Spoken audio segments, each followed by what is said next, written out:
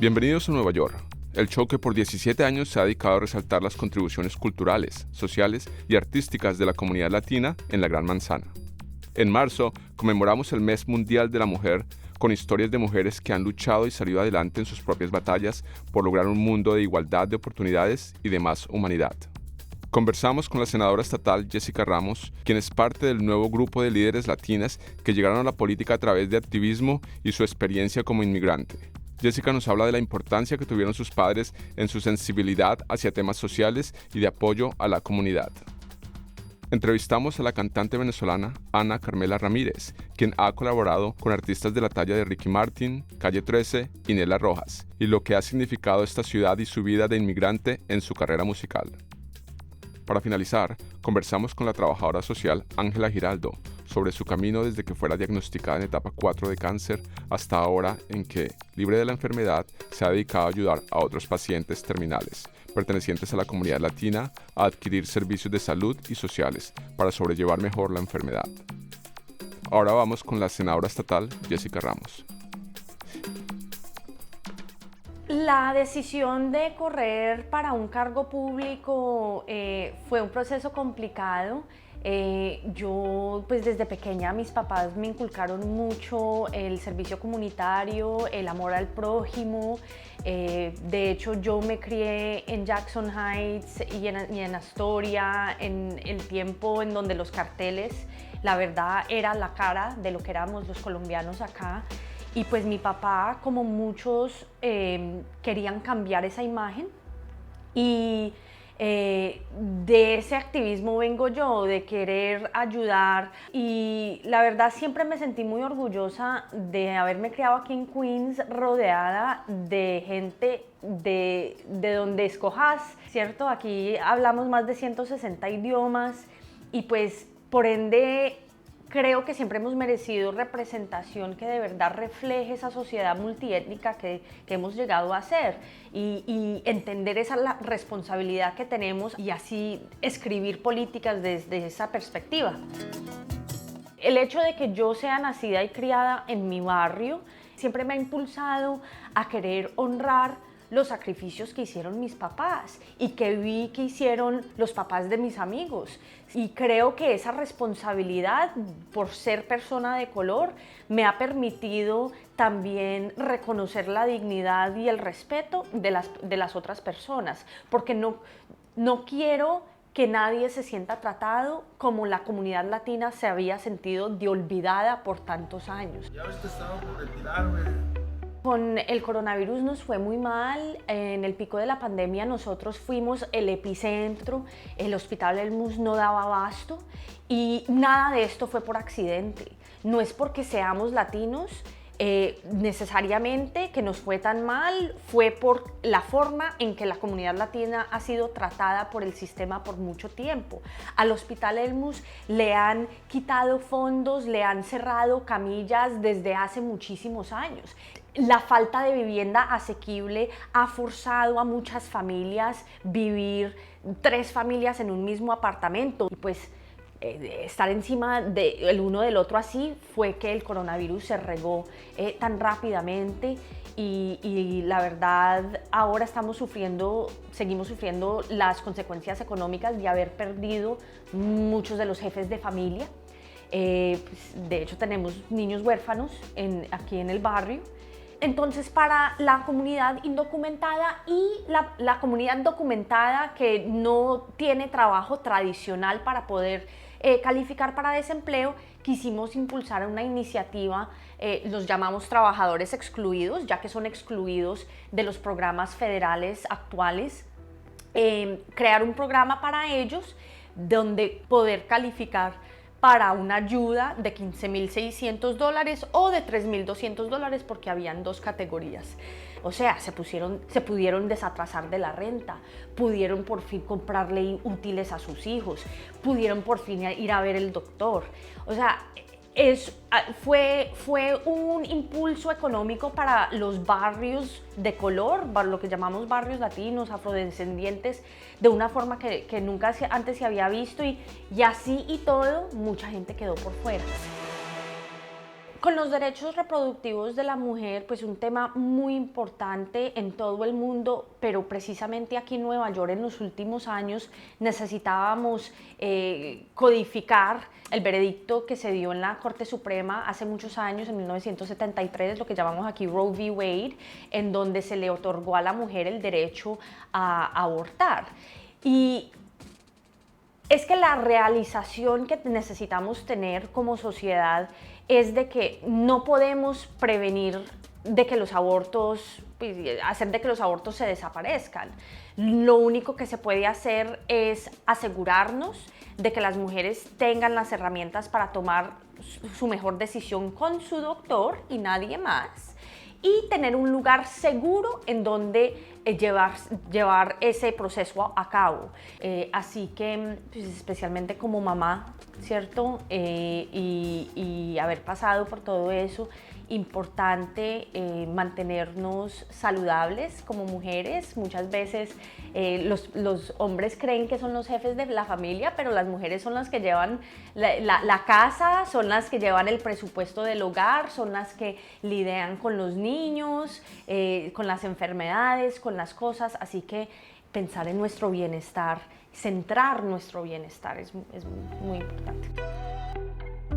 Como mamá es un trabajo muy difícil, pues la verdad, normalmente me siento como mala mamá, pues porque resulto trabajando jornadas muy largas. De hecho, cuando comienza la sesión legislativa en enero, es de enero a junio, estoy más que todo en Albany, que es la capital del estado, y pues estoy un poco más desconectada de, por ejemplo, sus logros académicos.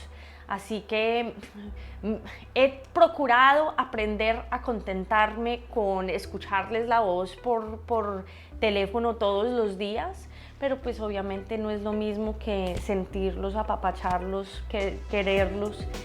Y cierto, si de repente pues siento que me estoy perdiendo de momentos importantes en la vida de ellos, pero a la misma vez espero que mediante van creciendo y entendiendo lo que hago, que se sientan orgullosos de mí.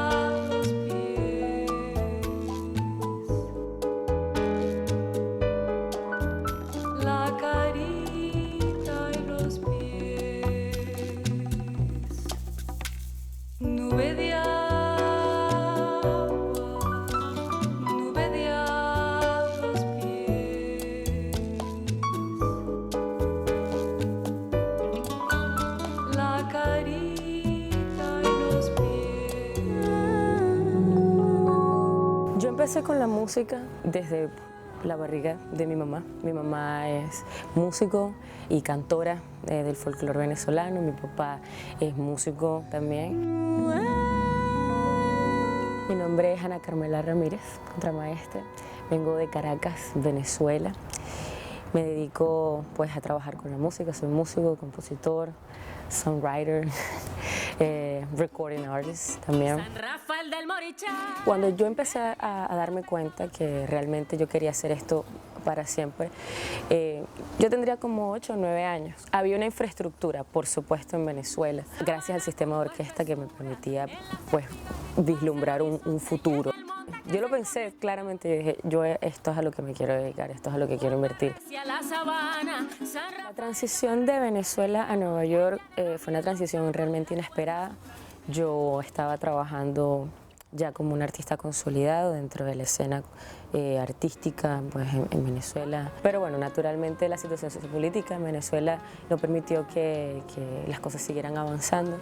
Y mi comunidad pues, de amigos y de músicos empezó a migrar, como mucha gente en Venezuela empezó a hacer alrededor del 2014, 2013, 2014, 2015. Hubo una migración masiva de venezolanos. Yo soy parte de esa migración porque gané una beca en New School, en el programa de jazz, y eso me permitió venir para los Estados Unidos con una visa de estudiante. Nueva York para mí ha sido pues, realmente un espacio de conocer muchísima gente. Vivir en Nueva York también me ha permitido llenarme de recursos para poder trabajar y para poder crear y para poder generar proyectos y llevar a cabo cualquier cosa que yo necesite por mí misma, además. Eso yo creo que ha sido el aporte más importante que me ha dado Nueva York. Pero también un sentido de aventura y un sentido de riesgo también, de que es posible tomar riesgos y que hay que tomarlos además, porque si no, no vale la pena. Durante el tiempo que he estado aquí en la ciudad de Nueva York, Residente René de Calle 13 ha sido una de las figuras más pues, icónicas con las que he podido trabajar, y a través de él pues, estar vinculada a personas como Ricky Martin, Bad Bunny. Fui parte de una colaboración que ellos hicieron para un tema que se llama Cántalo, que nos permitió ganar un Latin Grammy y tener una nominación a los Grammy con el álbum Pausa de Ricky Martin, la categoría de Mejor Álbum Pop del año. Y a su vez, este trabajo me ha permitido trabajar con otros artistas como Nela Rojas, que hoy en día pues, es de Venezuela, además, esta chica, y es una gran amiga y está girando y está haciendo un trabajo preciosísimo. Thalía es otro nombre con el que he podido trabajar en los últimos meses. Coproduje un álbum junto a Gabriel Chacargi, pianista venezolano. New Beginning es el nombre de este álbum, donde estuve trabajando como coproducer, y logramos integrar de alguna manera en muchos de los temas todo lo que es el lenguaje afro-venezolano con el jazz. Lo que me inspira a mí realmente a escribir mis canciones pues son mi vida, mi propia vida, las transiciones que me ha tocado, la sabiduría y las lecciones que me ha dado cada reto que he tenido que enfrentar desde que estoy muy pequeña. Y por eso pienso, me lo decía mucho cuando era muy pequeña, mucha gente me decía, pero es que tú hablas y tú ves, tienes una visión como de la vida como una persona adulta. Y es porque desde pequeña pues me tocó pues vencer muchas barreras que me obligaron naturalmente a ver la vida desde otro lugar, con esperanza. Transformo las experiencias positivas y negativas de mi vida en canciones, en arte. Pensamiento de Agua es una canción que yo compuse junto a un grupo de amigos. Narra un poco de la importancia de nosotros, los seres humanos, de no apresurarnos, de ir sin prisa pero sin pausa, porque el tiempo realmente es relativo y que cada quien tiene su tiempo para hacer las cosas, y que lamentablemente llega una edad o llega un momento que el ser humano se enfoca mucho en que tiene que hacer cosas en determinado tiempo y no se da cuenta que, bueno, que nuestra mente, nuestro cuerpo, nuestra alma necesita procesar, necesita vivir, necesita pues explorar. Pienso que mi misión dentro de la música y por lo que sigo trabajando después de todas las experiencias que he vivido con muchos artistas, con muchos contextos de trabajo y de mucha reflexión, es seguir atreviéndome a lograr un sonido y un mensaje muy conciso, muy preciso, de fusión, porque realmente la música no es excluyente. Y bueno, pienso que mi misión está dentro de eso, seguir rompiendo paradigmas y que la música siga evolucionando.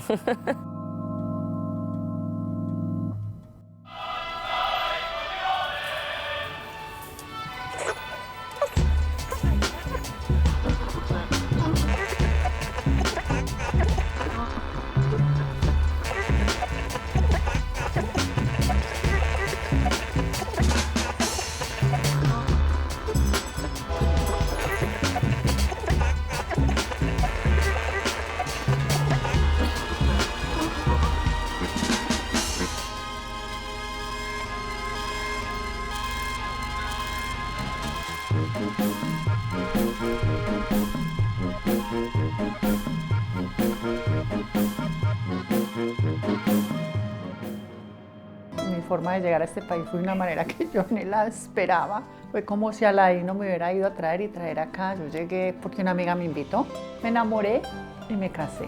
Yo venía de ser una profesional en mi país, de tener 2 carreras. Ya cuando me divorcio, pues obviamente ahí sí encontré la realidad de vivir en un país de inmigrantes, sin el idioma inglés, sin trabajo. En ese momento yo estaba en mis procesos de papeles. Pasé de ser una profesional en mi país a venir a buscar trabajo en restaurantes, pasar los insultos, la discriminación por no hablar el idioma inglés, hasta lavar baños. De una manera u otra, esta condición de inmigrante me abrió y me inspiró a mí el amor por el servicio a la comunidad. Desde el 2010 me entregué 100% al trabajo comunitario. Yo desde el 2015 me vinculé con una fundación en la cual trabajo como consejera educadora de violencia doméstica hasta hoy. Y yo me sentía supremamente bien. Pues yo sentía que era una mujer muy feliz porque estaba haciendo algo que me encantaba. Pero estaba descuidando algo, los mensajes de mi cuerpo. Mi cáncer fue diagnosticado en diciembre del 2018. En el 2017, más o menos, yo empecé a sentir un cansancio en mi espalda, como un ardor, y yo no le paraba bolas. Fui para un doctor. Le expliqué que sentía un dolor que me paralizaba. Él me mandó unas medicinas para el dolor mientras me hacía los exámenes regulares. Yo estaba ya el 28 de diciembre y el doctor no me llamaba. Yo dije, no voy para Colombia.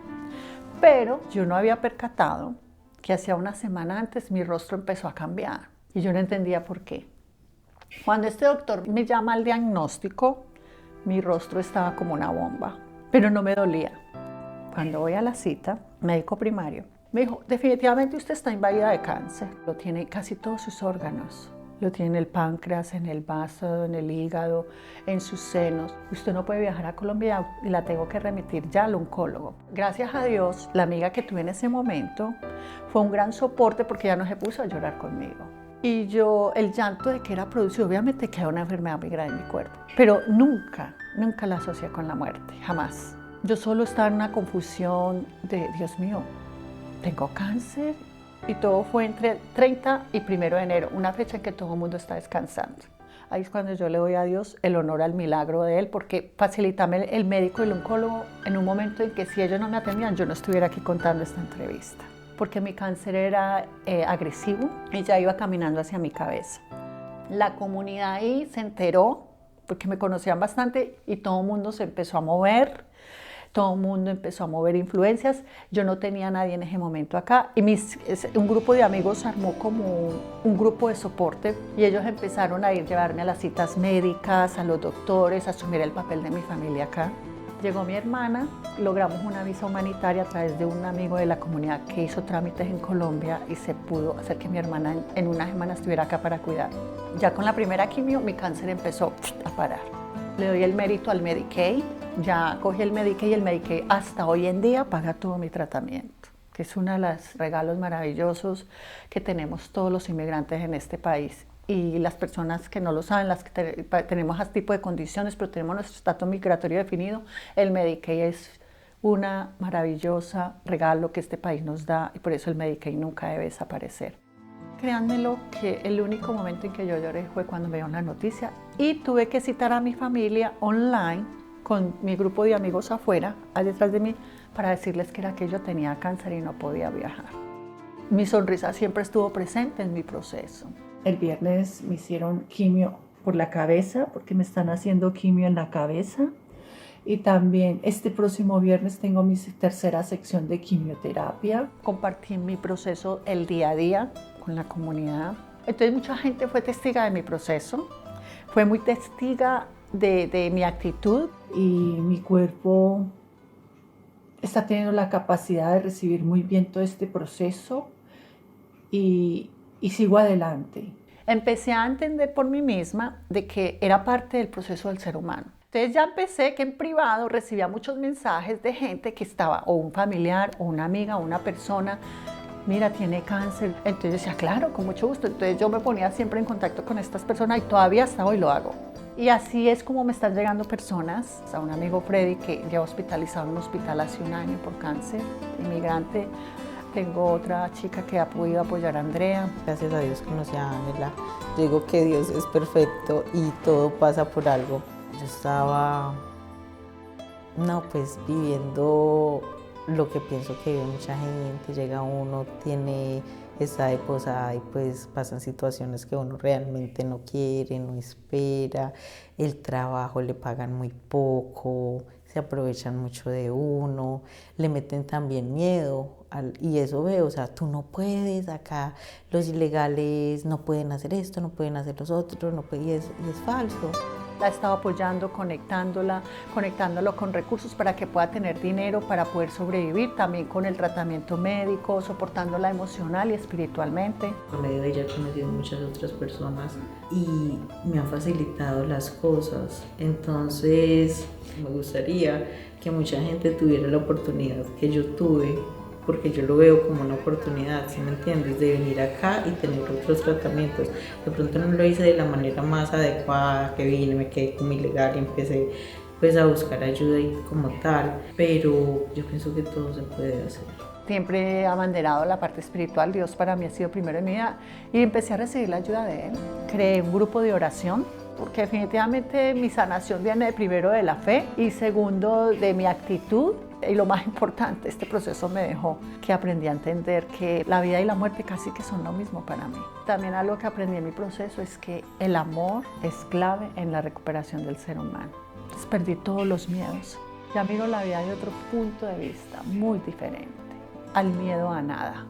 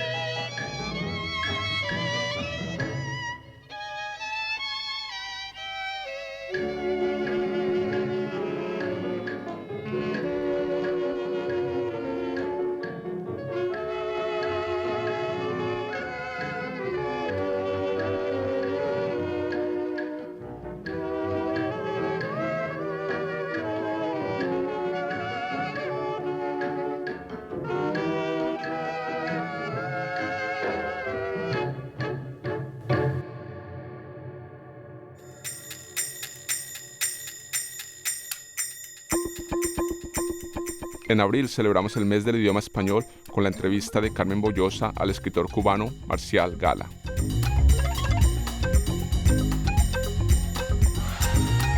José y André nos preparan una paella mientras reflexionan sobre la paternidad y la importancia de transmitir las tradiciones.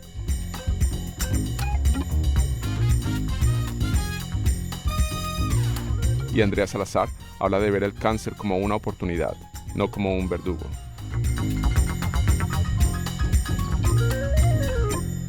Hasta la próxima. Todos los pueblos de habla hispana del mundo entero están representados en Nueva York. Contáctenos tv.cuni.edu/Nueva York.